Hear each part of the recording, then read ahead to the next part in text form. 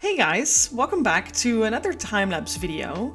After last week's rant about, people calling out my work for being AI while it is definitely not AI, I was blown away by the amount of love and, very nice and kind comments that I got from a lot of people. So thank you all so much for that. I really appreciate you guys hanging out here with me on the channel and on social platforms. And, to reach out this sort of encouraging hand while I kind of needed it. So thank you very, very much for that. If you're new to the channel and if you enjoy watching art being made, please consider giving this video a little thumbs up and maybe, subscribe to the channel if you can. It is free after all.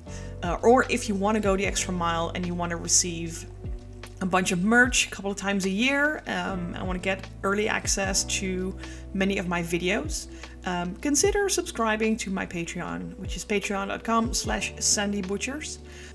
Welcome back to another butcher shop.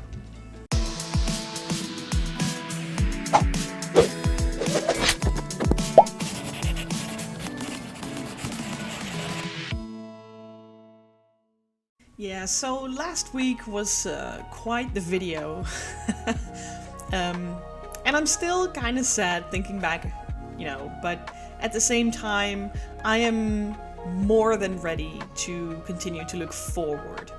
And with that in mind, one particular piece of feedback or one particular comment sort of stuck in mind.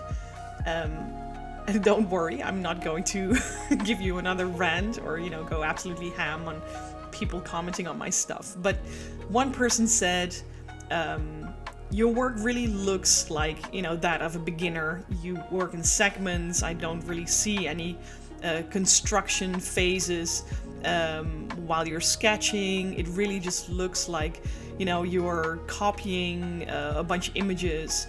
And all in all, this person called me an amateur. And you know what? Being called an amateur is still better than being called fake. So you know what? I'll take it. Thank you very much. But you know what? It actually did get me thinking, because in a way, this person is right. There is hardly any real construction work happening here. Like, this is, especially here in the sketching phase, I basically draw what I'm going to work with.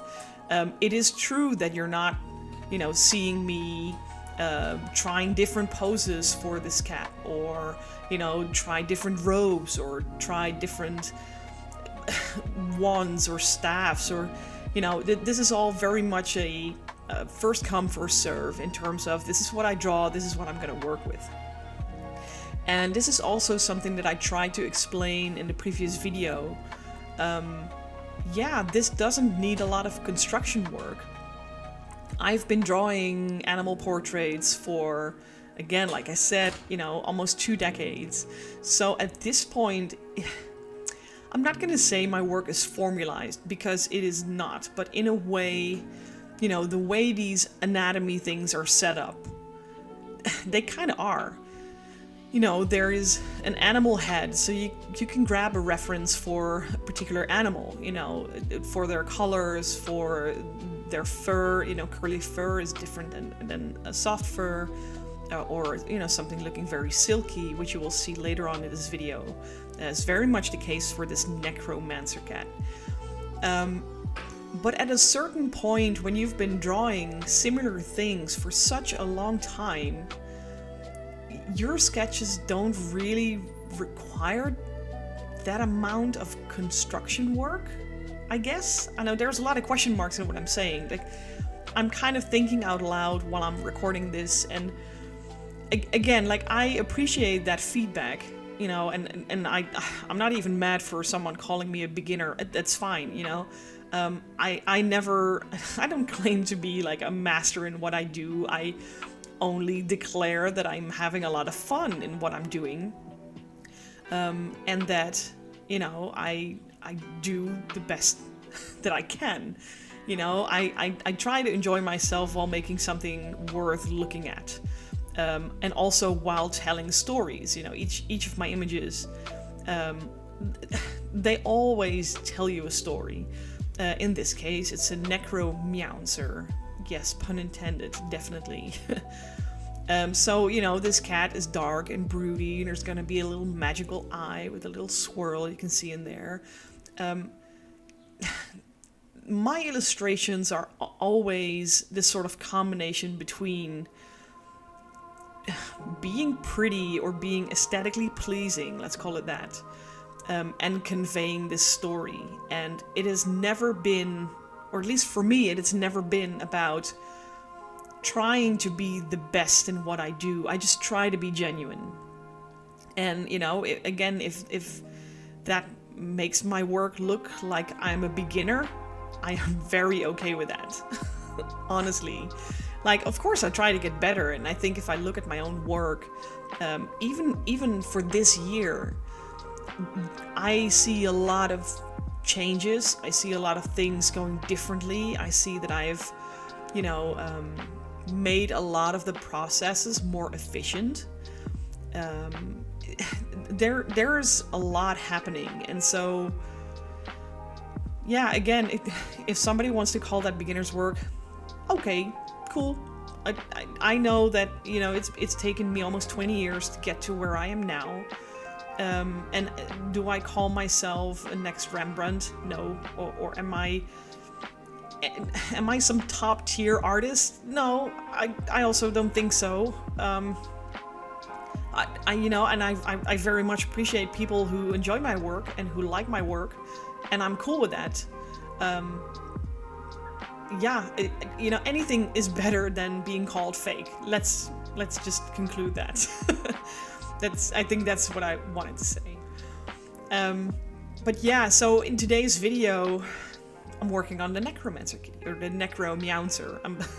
I'm gonna try to be consistent with that throughout the video, but it's probably just gonna be necromancer. This is also one of the illustrations that I am making for a project called Cataclysm. It is something that I briefly mentioned in my previous video last week. It is a card game, an adventure card game with cats. And these cats are taking on a lot of roles from, as far as I know, traditional D&D classes and subclasses. So we have a necromancer, we have a barbarian coming up next week. We had the wizard last week. I know there's a lot more. There's a pugilist, there is a artificer, or however you pronounce that word. I always stumble over that word. There's going to be a jester, you know, a bard. It's going to be amazing, and it's going to be a total of 23 cats, which will all be in this similar style, you know, compared to what you've been watching me make for a long, long time. If you haven't been watching me for a long time, there is about 300 videos on my channel, each of them with some form of time-lapse art. So go ahead and have a look if you like. They're there, and they're free, so why not? Part of this video is actually kind of funny. It's this particular part you're watching right now. A moment ago, you saw me really struggle with how I was going to approach the reflection on the metalwork here. And I thought I could sort of cheat my way into this by selecting the grade, and then just kind of doing what I'm doing now, and then I didn't like it, and then I tried to cheat my way further into things by making like an inward selection and coloring that, and it also didn't work. And it all led to me deciding that the best way to do this was just to do it manually. So basically, you just saw 3 completely different approaches, different tries of me trying to, you know, to do something. And yeah, you can tell by the way these videos are recorded, but I was frustrated as hell because I didn't want to spend so much time on the grate alone or on the window. Yeah, I was pretty bummed that it took me this long, but you know what? It's actually worth it. Especially this part where I add the little highlight, like the high reflections. Once I started doing that, I was like, oh, okay, you know what? Actually, this does look good. And all of a sudden, I was a lot less bummed. So it was kind of funny to sort of roll into the process for this one because I thought I was going to be done with the grate in like 5 minutes. And I ended up spending, I think, about 2.5 hours before I actually went into, you know, coloring the kitty or the cat. I do think this cat is part of my, like, is one of my favorites. Why? Simply because I have a thing for eyes, and I knew this one was gonna have a weird, funky eye. This is a very magical cat, obviously, perhaps even more so than the wizard, you know, we saw last week. But I wanted this cat to sort of express that magic and sort of that darkness, that little edge in there. Just like on first glance. I didn't want people to search for that magic. I wanted it to stare them in the face.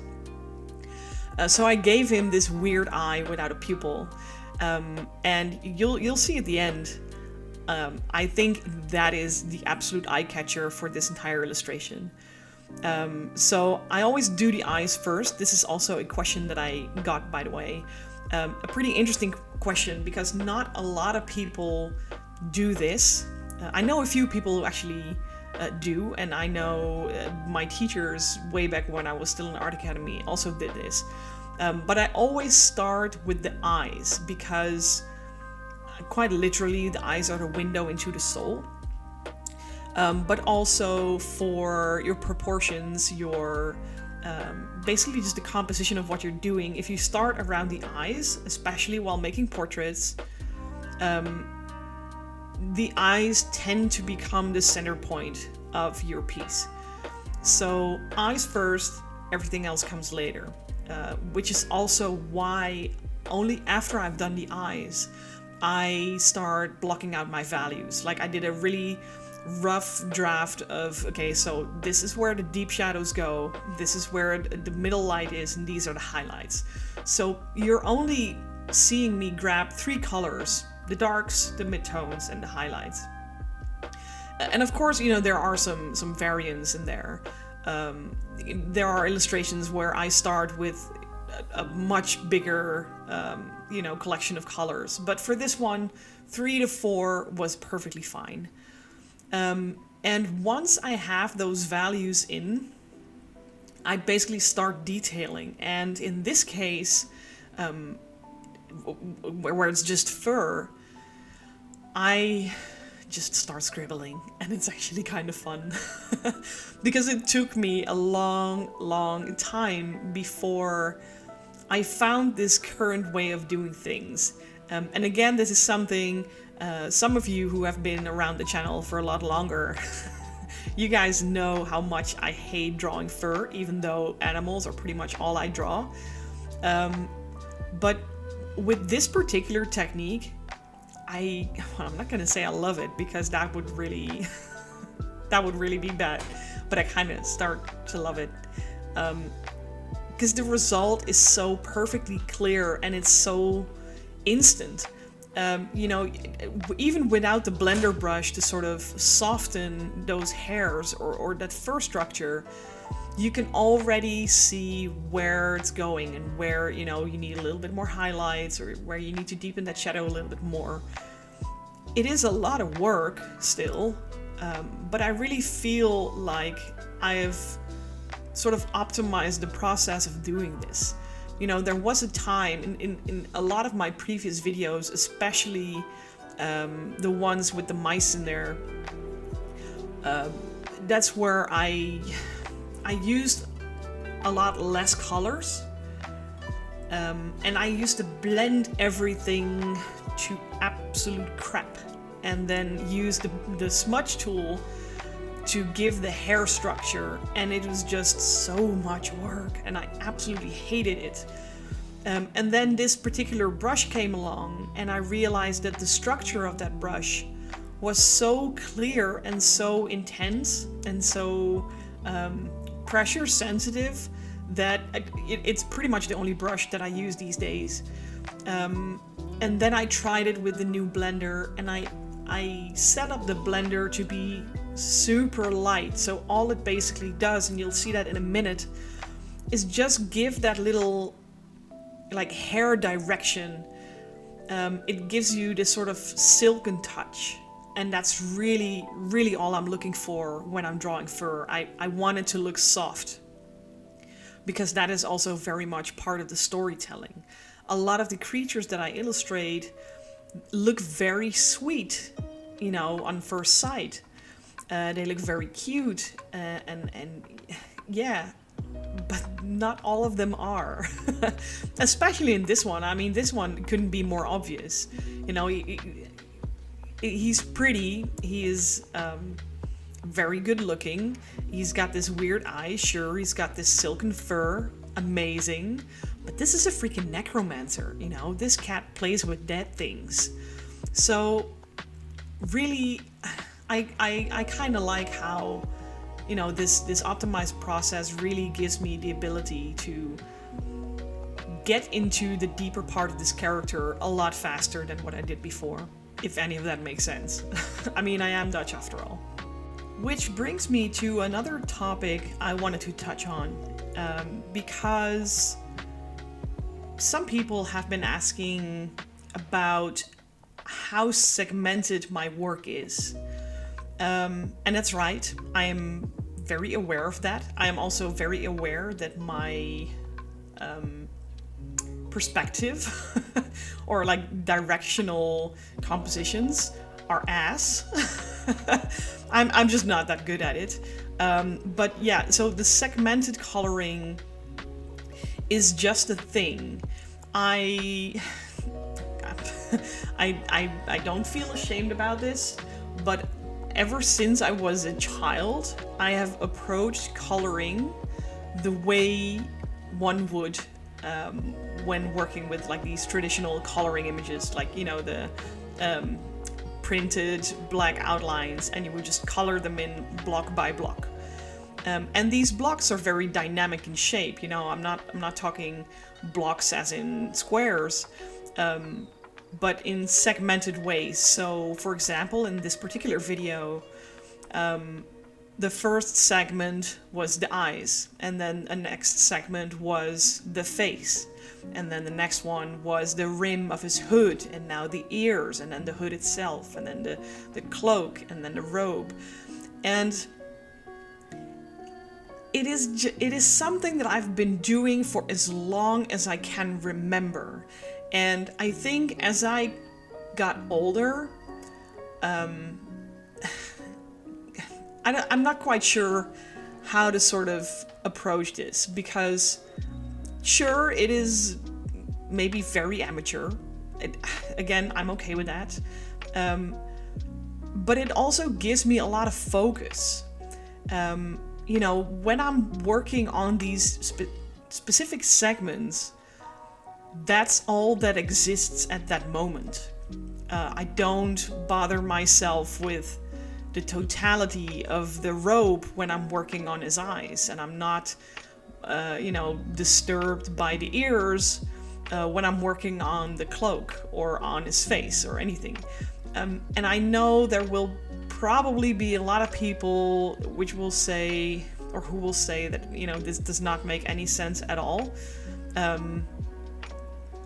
That said, I also know I am not the only person who works that way. It is unconventional, maybe, sure. I believe you when you say that. It is just something that I've done, you know, it gives me so much focus. And maybe this is also part of the ADHD brain, just speaking. You know, by working on these very specific areas, it just gives me a sense of focus. You know, it's very daunting to me when I look at the full illustration which is actually an interesting thing to talk about for a second. I have terrible fear of the white canvas.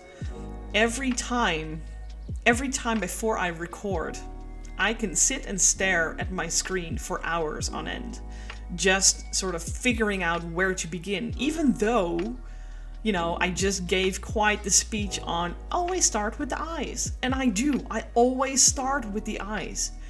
But for some reason, with every single one of my illustrations, I kind of panic. Like I'll just sit there and stare, and I think what I fear is the moment I start, I have to finish it.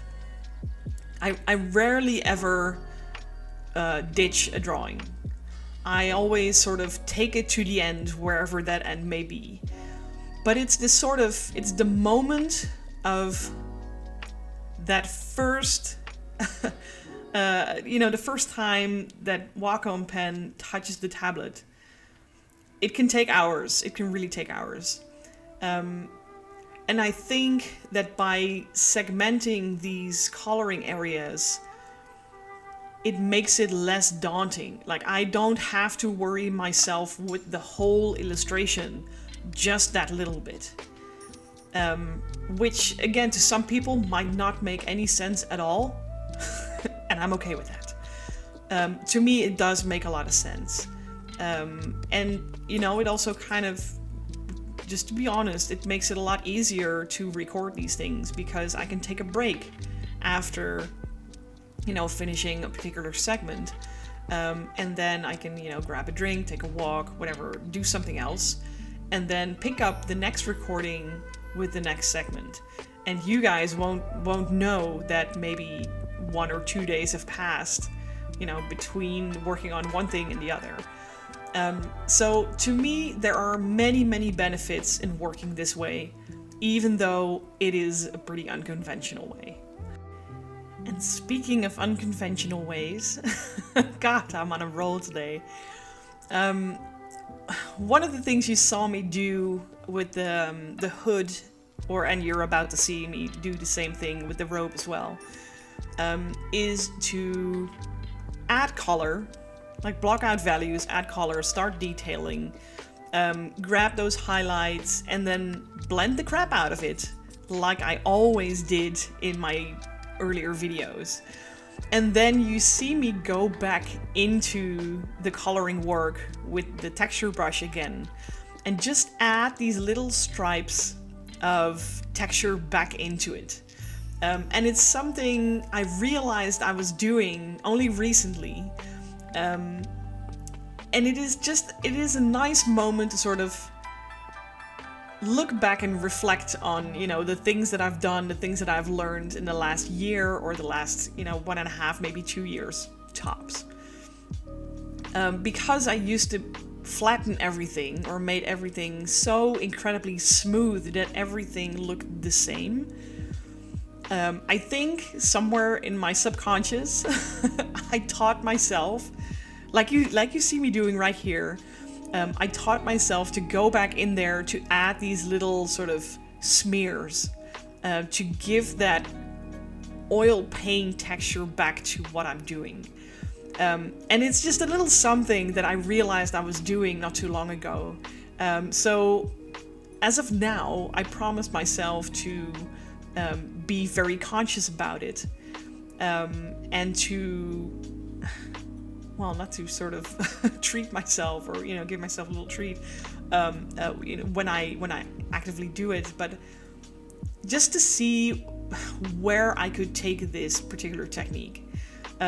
Because I do think it is very interesting. You can make a lot of different fabrics with this. You know, like the rims of his sleeve almost look silk compared to the rest of the robe.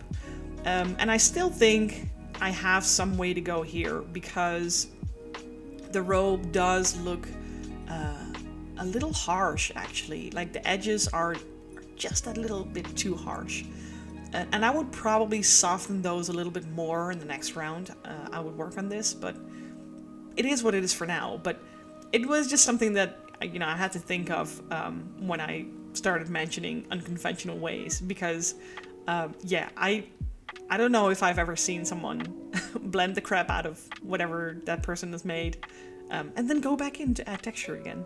It's, I don't know, just funny, just something I do, and realized I was doing. But yeah, so, okay, anyway, I've been actually looking back at my work now a couple of times in this video. I've been sort of reflecting on things that I used to do and comparing them to what I'm doing now. And you know what? Since it's the end of the year, I am kind of curious. What is it that you think, or what is your biggest takeaway from this year when it comes to art? You know, have you found a very inspiring artist somewhere here on YouTube? Have you experimented with a couple more mediums or, techniques or anything? Like, this is a very cool moment to just step back for a moment and reflect on what we've done. And what are you most proud of? Drop some love and some reflections in the comments. I would love to see it. Right.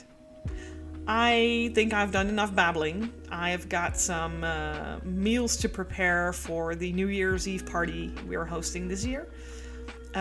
So, that all said, thank you all very much for watching.